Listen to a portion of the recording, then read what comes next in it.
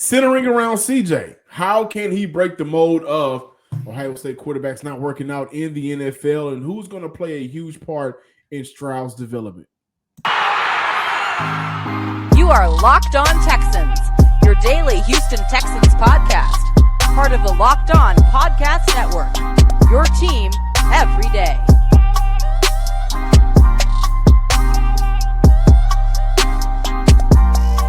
Welcome, everybody, to a Thursday episode of the Locked On Texan podcast, a part of the Locked On Podcast Network, your team every day. Shout out to our everydayers checking us out Monday through Friday, whether it's on YouTube or podcast platforms. And if you are new to the show, make sure you are subscribed to the Locked On Texan podcast on Apple Podcasts, Google Podcasts, wherever you find your podcast, and on YouTube as well under Locked On Texans. So shout out to the newcomers and shout out to our everydayers. I'm John, some sports guy Hickman. Of course, I'm joined by none other than Houston Texans, Houston Rockets, Sports Illustrated's own Cody Davis, with a couple of things on our mind to discuss. First and foremost, we got to talk about Shaq Mason getting the extension, which is kind of fun. I wish this would have happened early in the week. We was talking about the offensive line. It happened yesterday, man. But Shaq Mason did get an extension. We will talk about that. And then we got to look at CJ Stroud. As we're going through the battles of the depth chart, which is probably the best way to put it, the wide receiver group, the offensive line group. Now we look at the quarterback position. And we're going to talk about who's going to be a part of the development for CJ Stroud. And I think it's good to look at on and off the field. But how can CJ Stroud break the Ohio State quarterback curse? Cody, you wrote about that on Sports Illustrated, which is what sparked the conversation. How do you feel he can break this curse? The Ohio State quarterback's not working out in the NFL. It's really important for him to do so because in order for CJ Stroud to be the quarterback we are expecting him to become, he's going to have to find a way to break the mold of Ohio State quarterbacks struggling in the NFL. Now, I know some people might hear that statement and think to themselves, well, Joe Burrow is a former Ohio State quarterback. And as of right now, he is a top 5 caliber player in the league, a top 5 caliber quarterback in the league. While that is true, Joe does not need to be a part of this conversation because as we all know, he transferred from Ohio State to LSU. His first year at LSU was not that good. Last year, 2019, probably ended up being arguably one of the greatest college football teams in history, won a national championship, worked on his game, revised his whole entire game, and now he's considered a top 5 quarterback in the league. A couple weeks ago, leading up to the 2023 NFL draft, we had an opportunity to speak to Jay Stevens, the host of Locked On Buckeyes. And I want to revisit what he had to say on why so many Ohio State quarterbacks struggle in the NFL. Jay, would you mind talking about really quick why Ohio State quarterbacks seem to struggle in the NFL? I like that. It's a different game. Like it's a different type of game. Ohio State has a lot of talent. And I think for some guys, you can excel with that talent in college. It's hard excelling or even being above average when the talent on your team is equal to or less than the talent on every other team in the National Football League. So going back to Troy Smith, I don't think Troy Smith, the Ravens at the time needed I think it was a 5th round pick. Cool. Played a couple games, didn't really do much. That transition's hard. You go to Terrell Pryor, change position. I don't think he at that time, I don't think he was going to be a quarterback in the National Football League based off his skill set. Dwayne Haskins. I think if you give if he was still with us, Dwayne Haskins a few more years, we were going to see a better version of Dwayne Haskins. He just needed more time. Jay Stevens says something that I want to focus on. It's hard to excel when the talent is equal to or less than other teams in the NFL. John, this has been a topic of conversation even before CJ was drafted. It didn't matter if we was talking about Hendon Hooker. It didn't matter if we was talking about Bryce Young. Hell, it didn't even matter if we was talking about Will Levis and Anthony Richardson.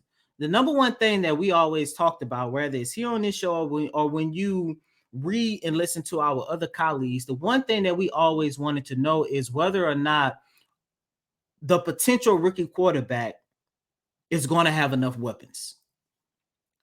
CJ is in a decent situation, but in order for him to break the mold of Ohio State quarterback struggling in the NFL, it's also up to the franchise as well.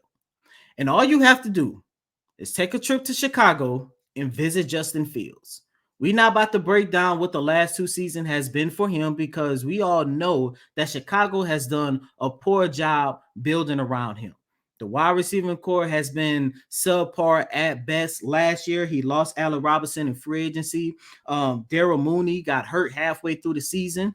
His backfield has been pretty decent with him playing alongside the likes of David Montgomery. But as we all know, that offensive line has been terrible. And this offseason, it seemed like Chicago has done a solid job building around Justin Fields. But I am wondering whether or not them wasting his first 2 seasons is going to hinder him.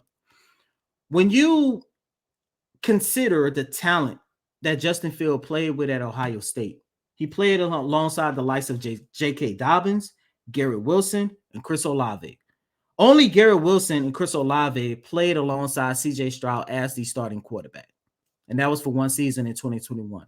In 2022, CJ Stroud did not have neither one of those guys. However, his play got better and better and better. And it got so much better to the point to where you consider that Jackson Smith-Njigba, his number one weapon, missed half the season due to injury. So I'm not worried about CJ Stroud's work ethic. I understand when you take a look at a lot of prospects and whether or not they can thrive on the NFL level, a lot of it is placed on their shoulders because they cannot get complacent with their talent. They cannot get complacent with their work ethic. They have to continue evolving to make sure that they reach that level we think they can be. However, it's going to be very important for the Houston Texans to make sure that they continue to put talent around CJ. That is why on Monday we talked about the wide receiving core and who's going to step up as wide receiver number 1 and who's going to be wide receiver number 2, or is that going to be a collective unit? That's why it's important for us when we talk about them extending Titus Howard. Make sure you keeping a pretty good offensive line together. That's why it's important for us to say, you know what, Dameon Pierce was good in his rookie season, but he has to continue that development in year 2 as well. Yeah, the funny thing about Ohio State quarterbacks. So in the past 20 years, you got Steve Belisari. He was a 6th rounder. You got Cardale Jones. Remember Cardale Jones, ladies and gentlemen? The first national championship in the playoffs quarterback for Ohio State. That was 2016. He was a 4th rounder. Troy Smith. The last Heisman winner. Heisman winner, but he also was a late round draft pick. And then now we look at Dwayne Haskins, who unfortunately didn't get an opportunity to see a full NFL career. Justin Fields in 2011.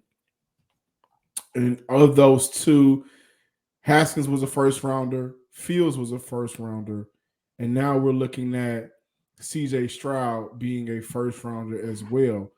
Outside of that, the last 1st round quarterback coming out of Ohio State was in 1982.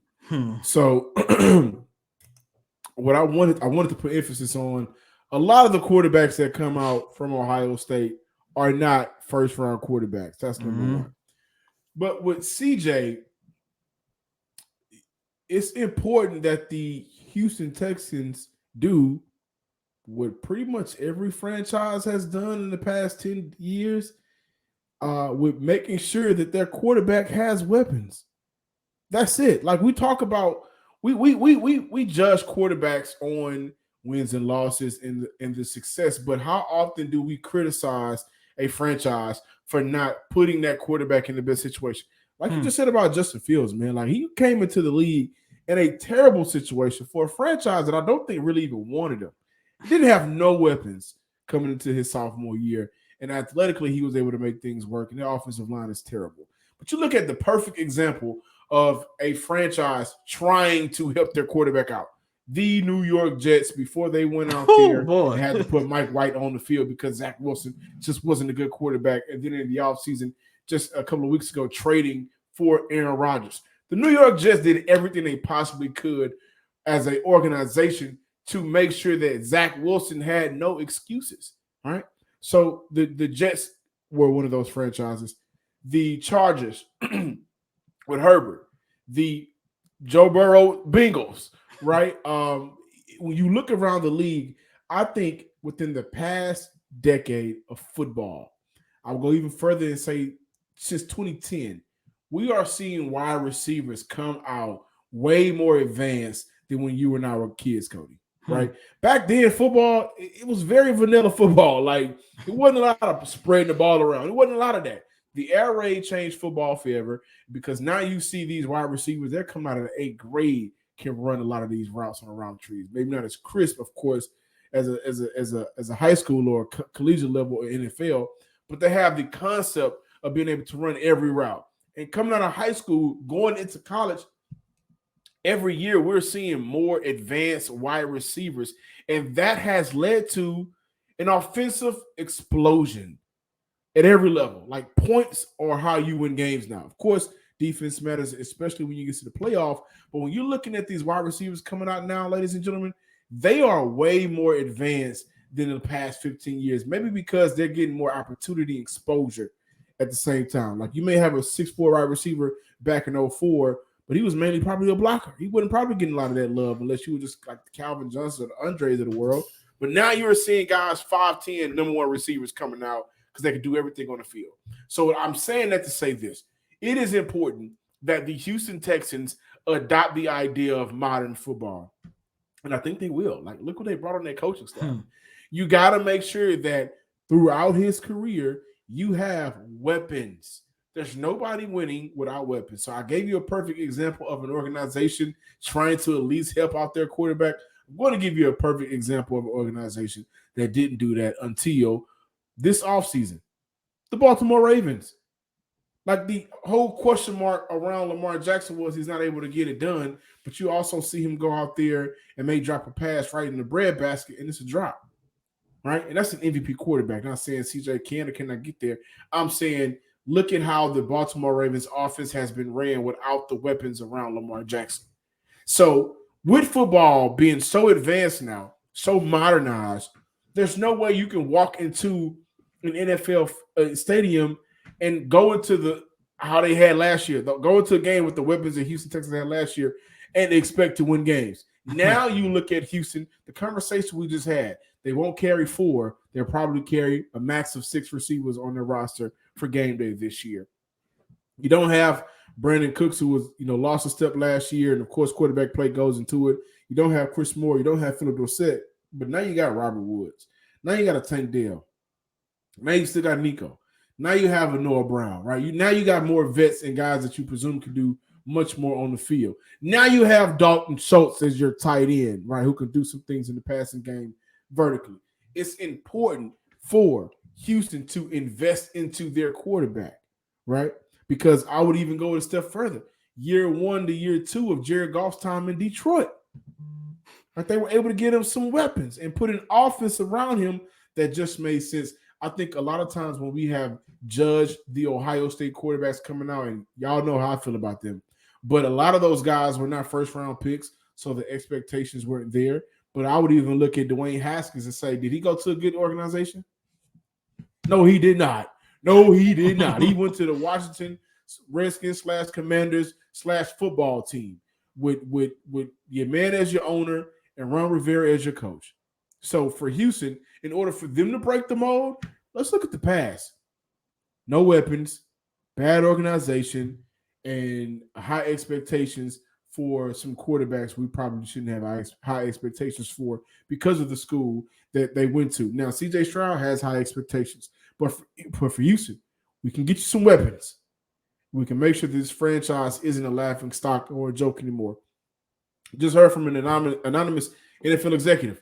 Right? They were on the outside of football the last couple of years. Now it feels like the Texans are back. So those 2 steps are imperative that for CJ, so that in 3 to 4 years, we are looking at him as one of the top 10 quarterbacks in the league, the top half of the league in quarterbacks, because Houston built a system around him with playmakers on the offensive side of the ball. And I can't wait to talk about Shaq Mason, because now you got Laramie Tunsil, Shaq Mason locked in for four years, Kenyon Green. We'll see what Houston does. But you got an offensive line.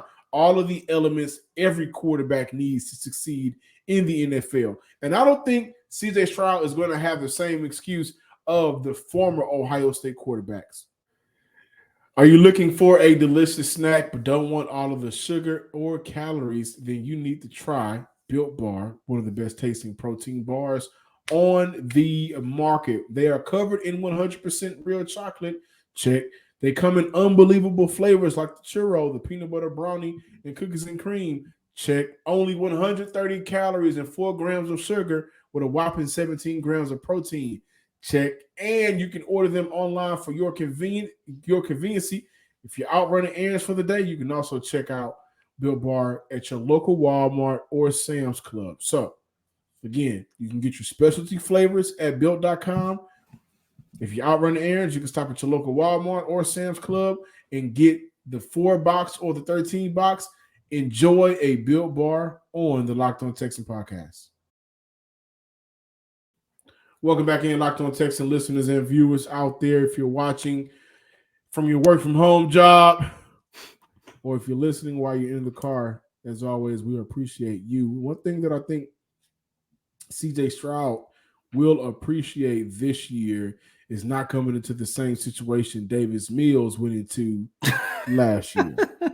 Like, that cannot get overplayed whatsoever, because I think Houston gave a real effort in terms of addressing serious needs. Like last year, I got killed, and this was by people in the fan base that just didn't want to see the real. And the real was last year's wide receiver depth chart core was below average. And if people were banking on Brandon Cooks to be the alpha dog that he was a previous year in terms of production, they didn't really see him in training camp or during the preseason, and really didn't want to come to terms that it was over, right? Then you look at Nico Collins, who had a lot of good moments. Bad quarterback play just stopped there. So looking at this year, with CJ Stroud coming into a much better situation, the question that Cody and I have for you guys, and we can't wait to, for you guys to comment, what or who would be the biggest development part of the biggest development part of his development, for CJ Stroud? And I think it's important to look on and off the field. On the field, guys, I love Dalton Schultz. I really do. I think that he is a quarterback. I think that he is a tight end that your quarterback loves. Number one, he can block his ass off. So your offense is going to love him. But what he can do in the seams, getting open, being a vertical threat for an offense that we really don't have too much clue about who's going to be the number one receiver. I don't think there's a question on who is the number one tight end. Right now, that's Dalton Schultz. And also look off the field. Cody, you may have Bobby Sloak, but I'm looking directly at Jerry Johnson. Brought him in to be the quarterback coach, a guy that, was in Minnesota, working with Kirk Cousins, my man Kirk Cousins. But I think he is a guy that I don't know if there's too many QB gurus out there, but he's done a very good job. Came out of Texas A&M, been in the league for some time now, and I think that getting CJ that extra time in the film room, watching film, seeing what he does on the field, trying to minimize those huge mistakes is going to be important. And I'm not sure who's going to be the slot right now, but whoever is going to be the guy that can really create that separation, I think is going to be great for CJ.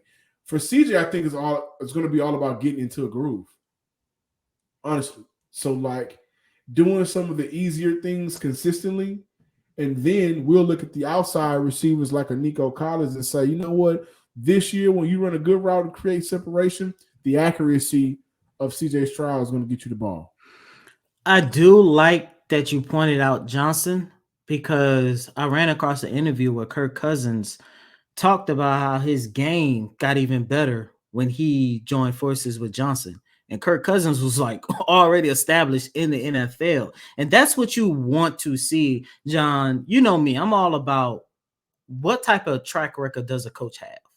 And the fact that Johnson was able to take Kirk Cousins' game to another level over the last couple of seasons, that lets you know that this is a guy. It doesn't matter if you are young like CJ or you're a quarterback in your mid to late 30s like Kirk is right now. He knows how to get the best out of his players. And that's why I like Johnson. But to me, John, the one guy that I'm looking at off the field, and probably more so than anybody, is Bobby Sloyd, the offensive coordinator. I want to read you guys something. This is a message that I got back in early February, right when Coach DeMeco Ryans got hired. And there was rumors that he was trying to get Bobby Sloyd to come join him in Houston to be the offensive coordinator. It said, one thing to consider, Bobby is San Fran's passing game coordinator, which hasn't meant much when Jimmy Garoppolo was the quarterback. But when Brock Purdy took over, San Fran passing game really took off. A lot of people love what Bobby did in those, 7 to 8 games where he went undefeated before he lost in the NFC Championship game to the Philadelphia Eagles. And I know you guys heard me say this before, but I want to repeat it.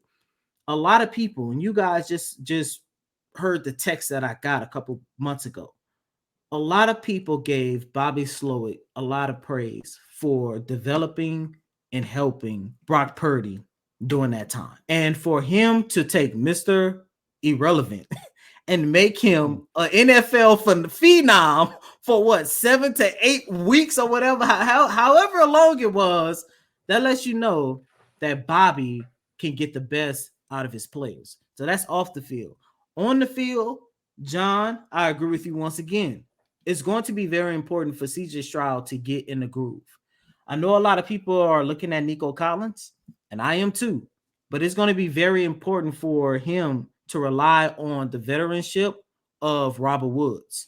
A lot of rookie quarterbacks always rely on the more older, more established wide receiver. And when you look at this position group, that is Robert Woods. Yeah, and I'm glad you said Robert Woods, because Robert Woods is a guy that, from an offensive standpoint, especially during his time with the LA Rams under Sean McVay, and Sean McVay has some coaching connection in terms of the tree, I believe, with Kyle Shanahan. And so, we look at Bobby Sloyd also being a disciple of Kyle Shanahan. I may be reaching, but getting him in space is what you really want to do with Robert Woods, right? And so I think that last year for Tennessee, maybe they didn't do that, but with Houston and a lot of the, I think, similarities in the type of style of offense that they're going to run,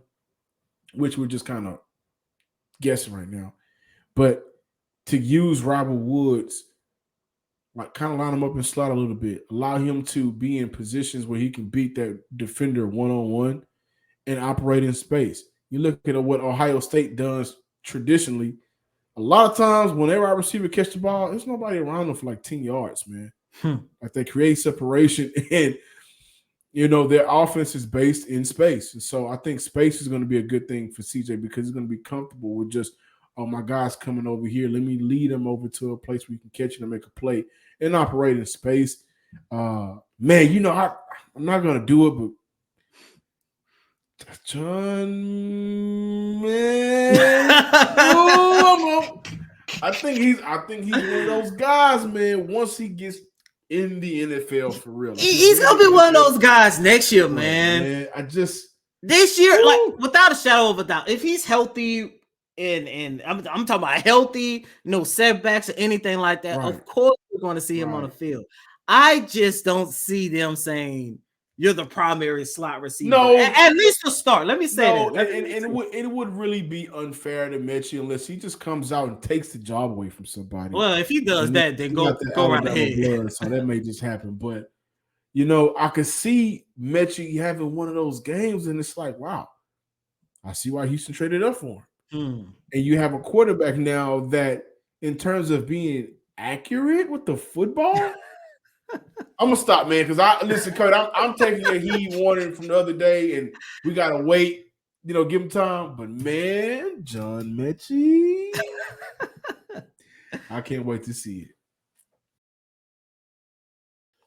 Welcome back in, Locked On Texan listeners and viewers. Before we close out today's show, did a quick kind of question survey style on Twitter and asked you guys on the show, do you keep your phone on light mode or dark mode? Like, is your Twitter on dark mode? Is your YouTube on dark mode? And everyone pretty much said dark mode. You know who doesn't have their phone on dark mode? That guy. That guy right over there. That guy right over there. The sociopath himself. I thought that was so like millennials. If you're 92 and up, if you're 90 and up, everything's on dark mode. Double in February. It's not that I don't have my phone in dark mode. I like my phone when it does the daylight nighttime adjustment. Like, I'm pretty sure if I screenshot you something tonight around 9-10 o'clock, it's gonna be in dark mode. But if I do it at 7 a.m., it's gonna be in light. Like, come on, man. Oh man, Shaq Mason signed the extension with the Houston Texans. Nick Caserio got that done, a 3-year extension, which really does help out CJ Stroud a lot, man. Now you got Laremy Tunsil locked in. You got Kenyon Green locked in on that rookie deal. Now you got Shaq Mason locked in. Jared Patterson locked in on that rookie deal. You got 4 out of your potential 5 starting lineman deals locked in. And so that is great. Get it done. Look at gotta get it done. Talked about it yesterday. You gotta get it done now. Gotta get it done. The 3-year deal, $36 million contract extension for the veteran offensive guard with $22 million total guaranteed and a $10 million signing bonus, making him one of the highest paid guards in the NFL. Not much to say about it outside of just good job. Exactly. Good job. I thought that they were going to wait until after the season to see what he does. Kind of like I feel like they're going to do with Dalton Schultz in terms of extending him and Titus Howard. But obviously this is a guy that Nick Caserio knows a lot about. But last year, I think he only allowed 1 sack, if that, played very well for Brady in Tampa. So, in terms of investing in your quarterback, it's not always about the weapons on the outside. A lot of times it's about giving your quarterback the time to throw. And this is Houston making sure that they are doing everything to see their quarterback succeed. So shout out to Nick Caserio and the front office for getting that deal done. Only $22 million guaranteed, 3 years, kicks in next year. Highest paid right guard, one of the highest paid guards in the league. And I still think it's a team-friendly deal considering how much money Houston got next year. I wonder if the Texans have like a 3 to 4 year plan to, I'm not going to say win the championship, but at least be serious contenders for one. Because, John, I honestly don't know how to feel about this. The Texans are literally building around a quarterback that's on a rookie deal. And almost everything is lining up. Hey, remember that sign Jimmy Garoppolo? Remember that? Sign Jimmy Garoppolo? Remember trade for Mac? Remember that? What was the other one, Cody? It was a whole bunch of them. Like I said, it was they had their not name tied to what, like 12 quarterbacks throughout this whole entire offseason. And thankfully they got the best one. And the entire time, my whole premise was, hey, why not just draft your quarterback and do what every other smart organization is exactly doing? Even though I must admit I was on the trade for Lamar Jackson train, and that definitely was Lamar is the MVP quarterback. That was going to definitely break the bank.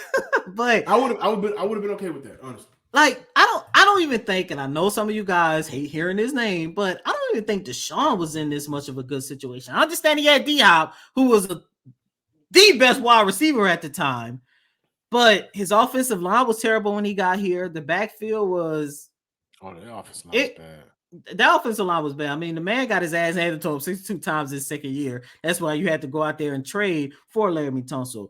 But it's like, outside of DeAndre Hopkins, Deshaun had, a solid run game, but it wasn't, I don't think, what Dameon Pierce could potentially be. And The Devin offensive, Singletary. and Devin Singletary. The offensive line, as we just mentioned, was terrible. Outside of DeAndre Hopkins, the rest of your targets was subpar at best. Yes, this is no shot of disrespect at Will Fuller, but Will Fuller was always hurt. Then in one season, he was healthy. He was taking PEDs, unfortunately. Then you look on the defensive side of the ball. Yeah, your defense was kind of solid, but a lot of your guys, Jonathan Joseph, JJ Watt, they was getting up there in age. So it seems like to me that the Houston Texans have like a perfect 4 or 5 year plan to really be contenders, and everything is lining up. The last thing they need is to get the deal locked in with Titus Howard, as we talked about on yesterday.